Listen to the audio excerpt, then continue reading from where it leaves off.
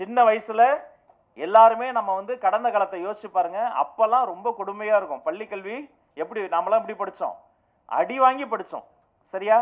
இன்னைக்கு அடிக்க முடியாது. அரசாணை போட்டாச்சு, எந்த குழந்தையும் அடிக்கக்கூடாது, மிரட்டக்கூடாது. மீறி பண்ணாங்கன்னா அவங்க இதுவே போயிடும். ஆனா அவ்வளோ அடி வாங்கியிருக்கு. நான்லாம் புழல் சிறை கைதியை விட அதிகமாக அடி வாங்கினது நான் தான். சும்மாவே அடிப்பாங்க எங்க கிளாஸ்ல. இத்தனைக்கும் நான் சும்மா தான் இருப்பேன். சரி, பள்ளிக்கூடத்தில் அடிக்கிறாங்கன்னா வீட்டுக்கு போய் நான் சும்மா தான் இருப்பேன்.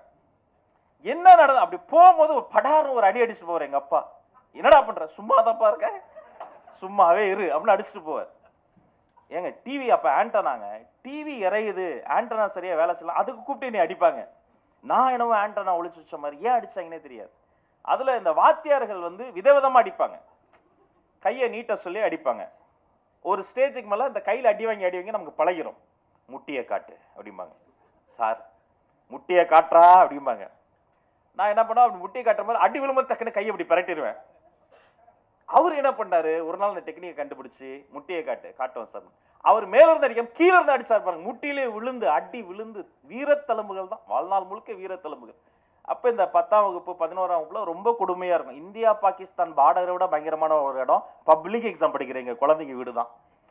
அவங்கள ஒரு தடை செய்யப்பட்ட தீவிரவாதி மாதிரி தான் நீங்களாம் நடத்தி அப்படிலாம் தாண்டி வந்திருப்போம். சும்மா அப்படி செத்த நேரம் உட்காந்து தொலைக்காட்சி பார்த்துட்டு இருப்போம். உள்ள இருந்து குரல் வரும், பெத்த வீடு பத்திரி இது டிவி பக்கத்து பத்தியா, இதெல்லாம் எங்க உருப்பட போகுது. அப்ப எனக்கு வந்து கணக்கு பாடம் சரியா வரலன்னு ஒரு கணக்கு ஆசிரியர் அவர்கிட்ட வந்து சிறப்பு வகுப்புகளுக்கு அனுப்பிச்சாங்க. அவர் பண்ண ஒரே காரியம் என்ன தெரியுமா? நல்லா சொல்லி தருவார், அற்புதமா சொல்லி தருவார், ஆச்சரியப்படுற வகையில் சொல்லி தருவார். ஆனா எந்த மாணவனுக்கு சொல்லி தெரியாம எனக்கு போய் சொல்லி கொடுப்பார். நான் கண்ணை திறந்த மாதிரியே வச்சுக்கிட்டு அப்படியே ரசிக்கிற மாதிரி முகத்தை வச்சுக்கிட்டு நான் தூங்கிடுவேன்.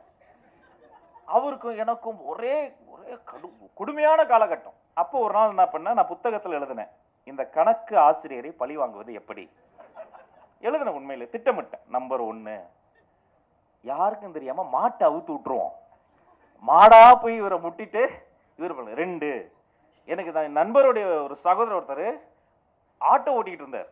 அவர்கிட்ட அண்ணன் நான் கொஞ்ச நேரம் ஆட்டோ பழகிறேன்னு சொல்லி கொண்டு போய் சார் தெரியாம இப்படியெல்லாம் 25 ஆண்டுகள் கழிந்தது. புத்தக வாசிப்பு என்னை கொண்டு வந்து பல இடங்களை தொட வைத்தது.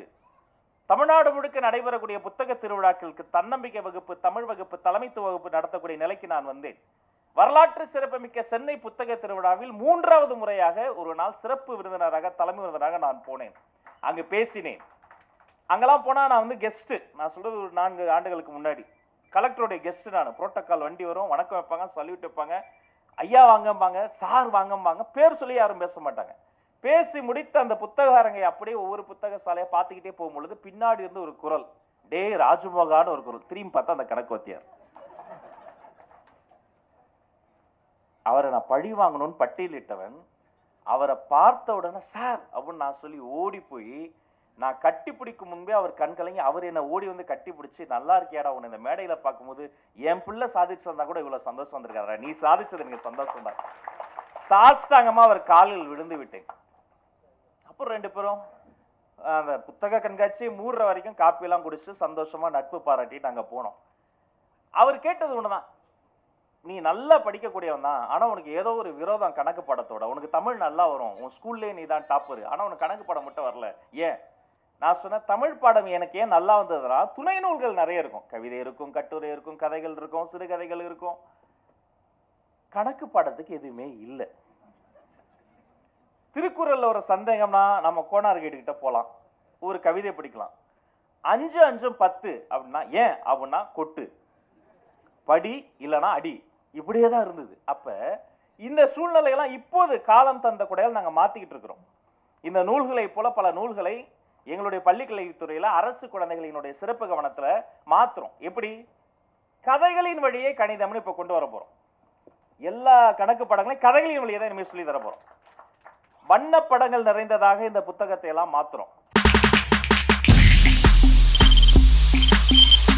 தவிர்க்க முடியாத தம்ப்நெயில்ஸ், கலக்கலான கண்டென்ட்ஸ், சினிமாவும் சீரியஸ் பிரச்சனைகளும், பல வருடங்கள் இடைவெளிக்கு பிறகு இந்த படத்துல ஒரு கலகலப்பும் கைகலப்பும். போயிட்டே தான் இருக்காரே தவிர பிரேக்கே இல்லாமல் பிரேக்கிங் நியூஸ் சொல்லும் தந்தி டிவி ஆப். இன்ஸ்டா தலைமுறை வரை இறங்கி அடிக்கும் தந்தி டிவியின் டிஜிட்டல் எக்ஸ்க்ளூசிவ். அது தண்ணிக்குள்ள போகும்போது ஹேங் ஆயிடுச்சு.